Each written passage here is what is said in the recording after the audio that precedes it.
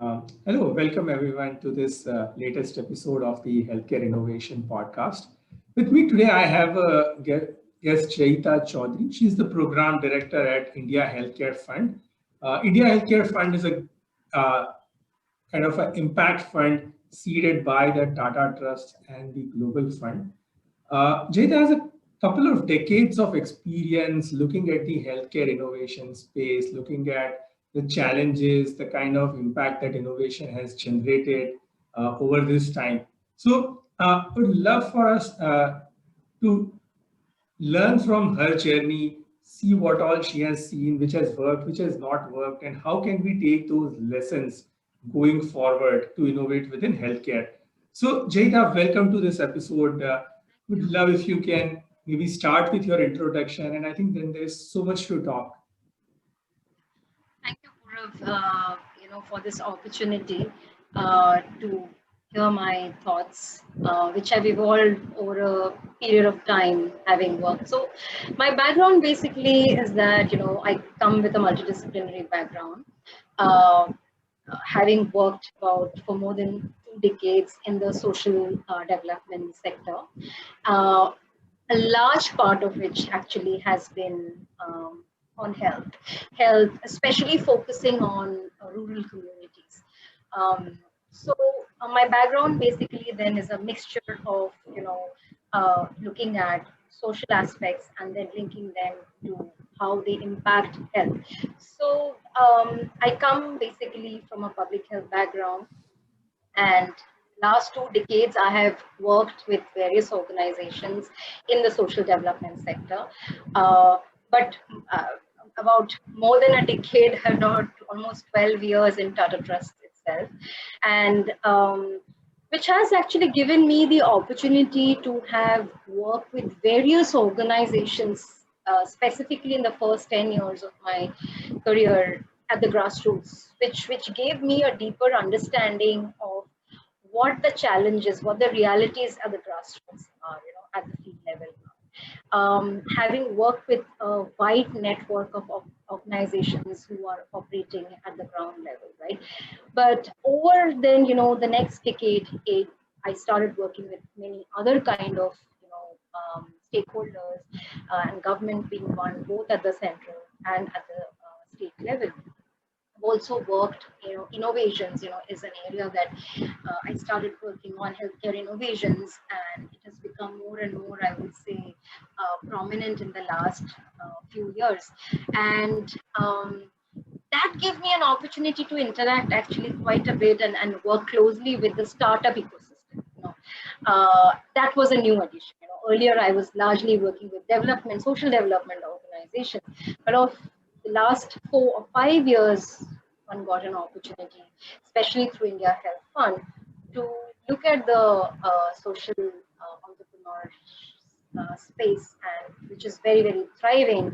And we do see a lot of healthcare innovations that are, developing in this. So it's been good. And at India Health Fund, I'll also tell you later, how we bring all of these key stakeholders together. So that's a little bit about my background, wherein I have kind of um, experience program conceptualizing, program designing, program implementation, monitoring, and making sure that ideas actually grow from a germination stage to fruition. Actually, so that's the entire life cycle. I guess I have had the opportunity to work on through many organizations, especially through Tata Trust and India Health Fund. Yes, and here I am, representing India Health Fund today in this conversation, and been part of kind of India Health Fund's journey right from its inception. And India Health Fund, very briefly, is an organization, or we call it like an aggregator platform, which enables us to identify innovations which can address some of the biggest challenges in infectious disease space, and we started working with tuberculosis and malaria, and now we have expanded to also other infectious diseases. So we'll talk more about that as we go. But this is one of its kind platform in the country, which is a philanthropic platform set up by a philanthropic entity like Tata Trust. The whole mandate is to see if we have to address infectious diseases like TB and malaria and COVID today and many other which affect the population in a large way. How can basically innovations, healthcare innovation, play a role in addressing some of the challenges in infectious diseases? I mean, that's pretty much it, and I think we can discuss more as we go. Sure. Thank you for this opportunity. Thank you for this. My pleasure, Chaitan. I have to say, I am in a way fascinated, but also jealous. In your role, you get to interact with so many startups. And I believe these are like very, very energizing conversations. People come up with so much enthusiasm. On the other hand, you also get to the fulfillment of seeing them start from a concept, something which is on a piece of paper, all the way to where they go to the market and reach millions of people. So that's amazing. Now, Jeta, in terms of today's discussion, I was thinking that we'll talk about this in two parts, right? One part is since you have the benefit of observing this sector evolve over last couple of decades, if you can maybe share some of the key challenges that we've seen in our country in healthcare and how we have overcome at least a few of them. And then in the second part, we can talk about what we see going forward. Yeah, I think, if I specifically focus on the last 2 decades plus, definitely the health sector has evolved. But some of the challenges still lie, and that we all are very well aware of. So I'll just speak probably about the evolution a little bit. I think way back in, when we were about to hit the new millennium, some of the challenges that we were confronted with were in terms of huge access issues, huge issues of affordability, lack of awareness. So these were some of the issues, and we still see them actually even today.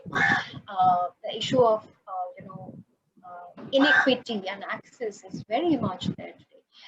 But what we saw in the new millennium was also some of the good, flagship programs that were launched in the country, like the National Rural Health Mission.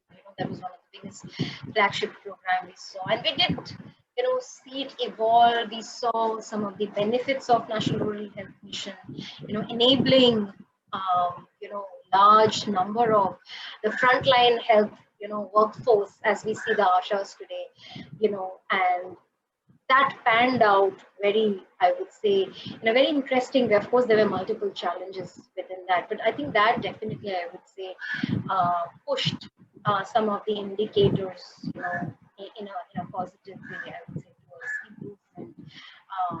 And I remember, in the first decade, a lot of our focus was at that point on maternal and child health, and which continues to be so. I mean, I'm talking about the health sector at large.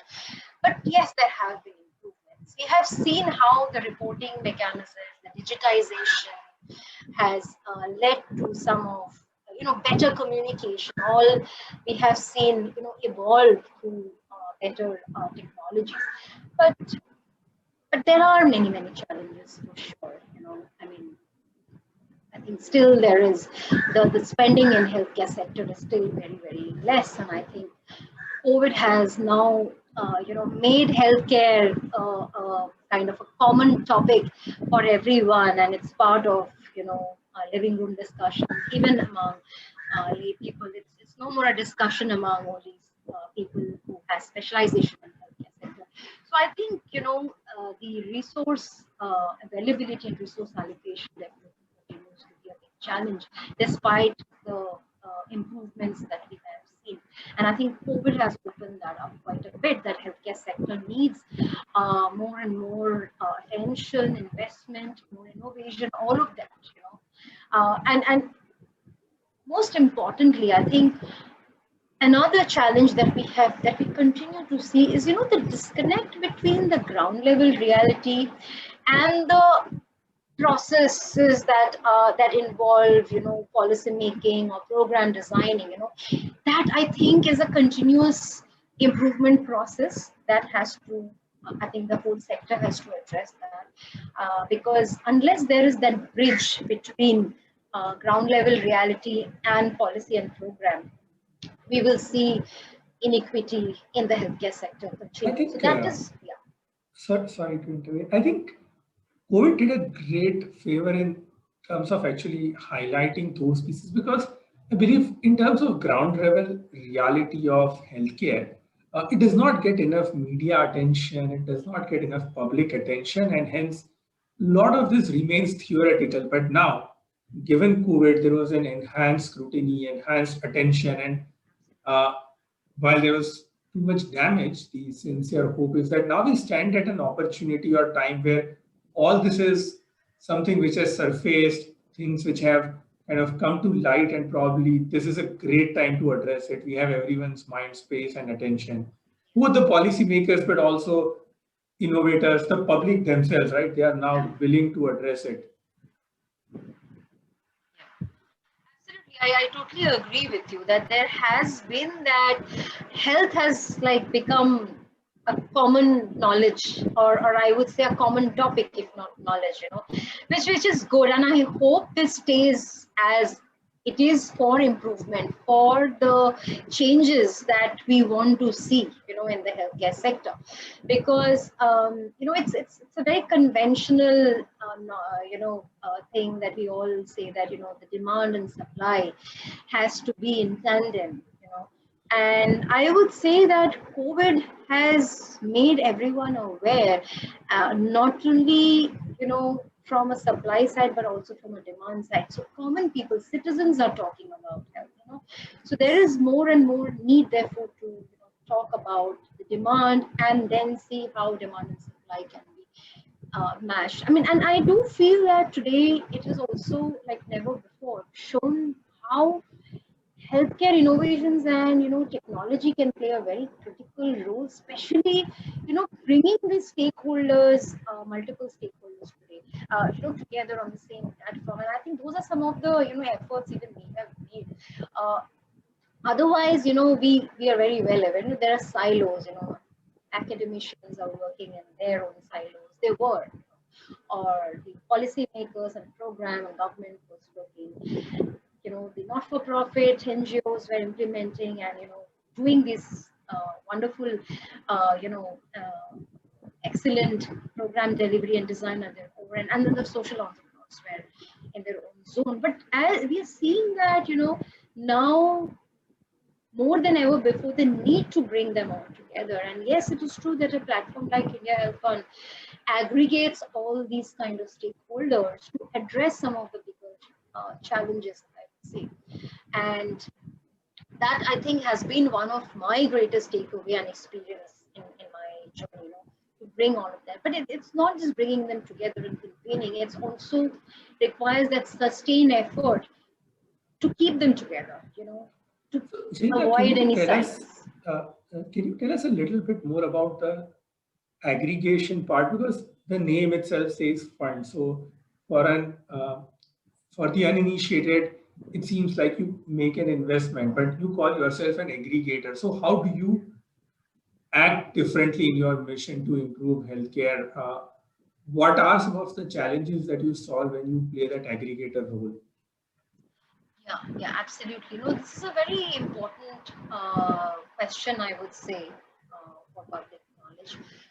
We are actually an aggregator platform because to address infectious diseases like TB, malaria, now COVID, and many other diseases, Tata Trust had actually conceived of India Health Fund along with Global Fund to accelerate India's progress towards elimination of some of these core diseases through innovations. And when we say an aggregator platform, what we mean is that we aggregate resources. It operates, India Health Fund operates like a pooled financing mechanism. It enables agility and innovation by supporting programs and projects which develop innovations, all with the goal of taking on some of the biggest challenges, so that we can identify more and more innovations which otherwise do not see light of the day, right? And there are a lot of innovations or scientific developments that are lying in the shelf. So we see how we can take, how IHF as an aggregator can enable to support some of these innovations which are lying in the lab to reach the last mile. So lab to last mile is where India Health Fund comes in to its aggregation, to its capabilities on aggregation. So we aggregate resources, we aggregate innovations, we evaluate them, we also aggregate partners. So when we say we are an aggregator platform, we mean all of this. And yes, we are a philanthropic fund. We are not a VC. Our main goal is to support or address some of the key challenges on diseases where market has totally failed. In a disease like TB, for example, for the last 30, 40 years, till very recently, there was no new drug or new vaccine. It was only in the last few years back that we saw new drug, Bedequilin and Nilemnide have come in, right? But for 3 to 4 decades, there were no new drugs, no new vaccines, all in the pipeline. What are the reasons for that? Likewise, there are other neglected infectious diseases too, which definitely have, where the market is not interested, because obviously there is no return. And IHF comes in, basically India Health Fund comes in to play a role over there on diseases of the marginalized, diseases of the poor, which affect a large number of people. And because there wasn't an entity like that, and hence we strongly believe that even one entity cannot make a difference, and therefore we are an aggregator. Therefore we believe in the principle of collaboration very, very strongly. We work with the public sector and private sector. We work with the not-for-profit sector and the startup ecosystem. We bring all of them together so that one set of organizations or one set of group can actually look at the problems, who know the problem very well, who deal with the problem on a day-to-day basis, problems that are lying in the infectious disease space. And on the other side, there are those who are actually working on the solution side. But if they don't meet, if they don't come together, if eyes don't meet, it's not. So IHF therefore is a philanthropic aggregator platform which brings those who are working on the problem side and those who are working on the solution side, and see how we can bring them together and identify some of the priority problems, and see how we can get the startup ecosystem or the entrepreneurs or researchers, scientists to come and solve some of these problems which are faced by communities, which are faced by implementation organizations, which are faced by government, right? So this is what we mean by saying that, yes, we are a philanthropic organization. We are a fund, but we are a philanthropic fund. Our main goal is impact. If we are supporting a bunch of scientific organizations or startup organizations to solve a problem, we make sure that whatever we are supporting, lead to impact, lead to outcomes. I think that is very, very, and our outcomes and impact indicators are very, very clearly defined. It has to, any innovation, tech innovations, product or process innovation has to lead to improvement in better quality product, which are way better than that are already available today in the system, in the market. Better access, better quality of care, efficient systems, how the whole digitization can lead to a better kind of improved healthcare delivery or efficient healthcare delivery, all ultimately leading to impacting or saving lives. I think that is the basic motto with which India Health Fund is set up. Makes sense, Chaita. One interesting thing which came up during when you were describing how IHF plays the role of an aggregator, bringing together both the innovators and the ecosystem, so that those innovations, which are sometimes not initially supported by the market, see the light of the day. One question I had, I was just intrigued. You have been doing this for many years at IHF. Like, how have you evolved in terms of your approach towards the ecosystem? What are some of the adjustments that you made as you learned from the market?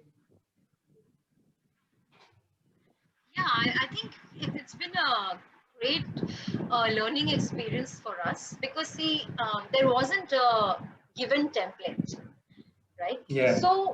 So I think one of the first steps that we took was largely to understand the landscape very well, and I think that's a continuous process because the landscape on the one hand, the problems remain the same, but it is also a very dynamic landscape on the other, and we are faced with new challenges on like frequent basis. So I think our initial measure was to see first understand what the challenges are. So we were talking to, our India Health Fund was reaching out to all those who are involved in, either conceptualizing programs and solutions, or those who are on the front line. Whether it's the government or it is the not-for-profit or anyone. So we were largely trying to understand the problem, or trying to landscape and see, okay, how deep are these problems? How big are these problems? The magnitude. That's when it gave, number one, it brought very diverse set of views. I mean, uh, because it's not like everybody has the same opinion when you're looking at a particular problem. So I think that was the biggest takeaway. When you bring multiple set of players, who otherwise would not be meeting so frequently, it gives you the advantage that you're hearing all those voices, you know, and they're all very, very, I would say, um, important, and unless we understand that, have that holistic picture, there's no point bringing, those who are working on the solution side. So after that, then we moved on to kind of, inviting for proposals, laying out some of the most important problems, that trouble this country, and not only this country, actually many other countries. And that's what, when we started, rolling out our call for proposals or the quest for innovations, and laying out very, very well curated problem statements, we started attracting very, I would say, mixed bag of proposals, from everywhere. We were receiving proposals from the startup ecosystem, we were receiving proposals from scientific community, from everywhere, from implementation organizations. And when we started going deep into each of these proposals, uh, we figured out many things. We also learned quite a bit in the process, and one being that, um, while there may be great experiments happening, whether it is in terms of social experiments happening on the ground or technology based experiments happening on the ground, there is a severe challenge, in terms of scale. I think that is one of the biggest thing that we noticed. So we do receive proposals on great ideas, but would it lead to scale? Would it lead to, would it work everywhere? Because this is a big country, and contexts are very different in India, no two geographies are very similar. So we needed to make sure that anything that we kind of identify and support have the ability to adapt to different contexts, Understood. So that is one thing we had to be, very mindful of, and I think we have learned it and taken away, with us. The third thing I would say is that, in terms of these startups, there is a lot of momentum, energy, ideas out there, uh, but there is lack of, I would say, understanding of the ground reality. So, and that's where I think the whole design thinking approach comes in. I mean, unless they are aware of the problems, unless they are exposed to the ground reality, you'll never be, working towards solving them. I mean, you will be solving a lot of problems, but not the biggest problems probably. So I think that was another very critical takeaway from us, that unless and until we articulate the problem well, you know the startup ecosystem, wouldn't probably understand what are the key challenges are, and will probably get fancy proposals, which we have also received. So I think that has been one of the biggest takeaways, that if we curate and give out the right problem statements, it then propels innovators and any others who are developing solutions, or working on the scientific side, to actually start focusing on that problem, the core problem. That's one. That is more about sourcing the right problems, identifying the right problems, and articulating them. But then comes the selection part of it and supporting innovators. Startup ecosystem has their own challenges. They are on the one hand dealing with the growth of the organization, they're dealing with raising resources, and on the other hand, in terms of the products or the solutions they're developing, often we have seen that there's a lack of mentorship and guidance. They want to solve and they have the technology, so one can't question that. But how to go about validating? How to go about making sure that your prototype actually reaches the last mile, that it crosses all those stages, and it doesn't remain on the shelf or in the bench. So how do you take them forward? So I think that has been and that is something we are continuously working, addressing at IHF. I don't think anyone has solved that problem yet, but we are seeing how we can identify the challenges faced by startups so that an entity like India Health Fund can, in a way, contribute in creating that ecosystem, or enabling an ecosystem which can help startups to work and focus on this problem that they're trying to solve.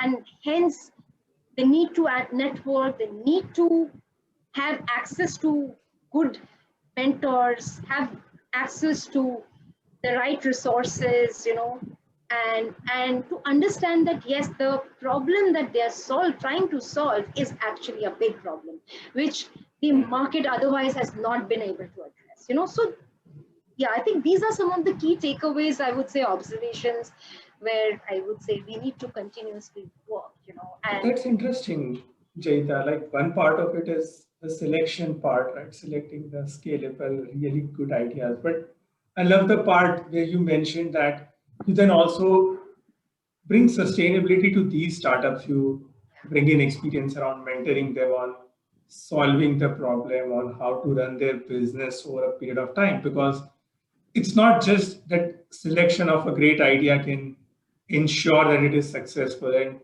I think for someone in your position at IHF, you guys have the benefit of looking at so many companies, looking at the entire ecosystem, and having a neutral view on how you could probably scale some of these innovations. Now, Jada, while this is fascinating, IHF or any other entity can only handle so many innovations, right? And the work that requires to be done is much, much beyond that. So, uh, there are many innovators who might not make the cut to benefit from your support. For those innovators, what is your advice? What are the things that they should watch out for, learning from your journey, your experience? I think that's a very, very, good question, and a very relevant one. I would say, I think most important aspect for innovators to look at, and I'm thinking purely from a public health, perspective, is that to understand the problem that you're trying to solve. Exposure to real life situations and exposure to understanding the problem is absolutely critical, because the deeper you understand the situation of health and the related issues, because see, health is one area which is closely linked to so many other determinants, social determinants, as we say. So for an innovator, for a startup to understand and immerse, the immersion is very, very critical. And I think that is where I think design thinking approach, plays a very, very important role. Otherwise, they would be looking at problems from a very high level, from literally like a 30,000 feet, and there won't be adequate application. So the success of an innovator lies, therefore, in understanding the problem well, connecting with the right people, connecting with those who are on the front line or who are, actually dealing with the problem, and then, you start kind of conceptualizing around the problems, right? Whatever the problem you want to address, whether it is in the case of solving an infectious disease issue, whether it is in terms of solving communicable diseases, or the combination, whether you want to solve the problem of, for example, looking at surveillance or data collection, or converting data into decision-making tools, or whether it is to do with screening and early diagnosis, whether it is to do with having better care pathways, or better access related solutions, or, better prevention mechanisms, whatever, area an innovator wants to look at, emotion is very, very critical. Connecting with the right players is very critical. I think that is number one. Number two is, I think having, they have their startups and innovators have their own challenges. And number one being, organization level challenges, the typical hygiene factors, we have typically seen that a lot of innovators get so carried away, probably one at, raising resources and, focusing on, which is also very important, but how do you ensure that the hygiene factors in the organization are very important, and therefore they need good governance mechanism. I think that is very critical, and because you see, any startup can become redundant if you're not moving with time, and I think governance is very, very critical. So that's on the one hand, and then striking a balance between organizational hygiene factors and governance, building your own capability, because a lot of these organizations do not have the right capability. And then on the other side, building that product that you're focusing on, or a bunch of products that innovation that you're focusing on. So I think it's a fine balance. And third is to have that right kind of, guides, coaches, mentors, who can help. So a lack of understanding of these processes can lead to a lot of, I think, can lead to failure and early exit. So I think it's very important that they do not work in isolation, in silos. They have to identify the right stakeholders, the right partners, the right ecosystem, and then, work very closely within this ecosystem and understand the validation process, get feedback at the right time, so that midterm corrections can be made, So I would say some of these are very, very critical, and that will lead to sustainability, that will lead to, ensuring that the product actually do not have to face the valley of death, right? There are these valley of death. So I think that is very, very critical. I mean, we have seen that, there are resources available for the early stage innovations, but IHF comes in at the mid stage and late stage where there is that valley of death. And these innovators also need to, work very closely, as I said, with the key stakeholders to see that how relevant are their innovations, pertaining to the problem that they're trying to solve, and how do they kind of avert a situation where they don't have to see the value of death, So I think these are very, very critical factors, I would say. That's quite well summarized. And this entire piece around valley of death, I can relate. Like many innovators, and I've been guilty of that myself in my previous startup, just fall in love with the idea, and then at that point, the validation, user feedback starts kind of not mattering as much, and that is where I think then you're not able to solve the right challenge, not build the right company, and eventually you end up kind of getting into that valley of death. So I think that makes total sense, like understanding and immersion into the problem, building a company that resonates, stays open, and continues to innovate. And then mentors who can sometimes show you the mirror when you are kind of getting a little bit deviated from your path. Makes total sense. So Jayda, thanks so much for sharing these insights. Really appreciate your time. And I think our audience would love to hear these views. Thank you so much. you for this opportunity. And I definitely part, by saying that yes, India Health Fund as a platform is here. We definitely, want to identify more and more innovations, and support many innovators, many startup companies and scientists, who are trying to solve some of the biggest challenges faced by infectious diseases today, where market has failed, and hence a philanthropic aggregator fund, which looks at impact, becomes very, very critical. So yes, I hope, this conversation will, get some traction, and we will hear a lot from many other innovators, and come in touch with us. Thank you for this opportunity. Absolutely. Thank you, Chaita.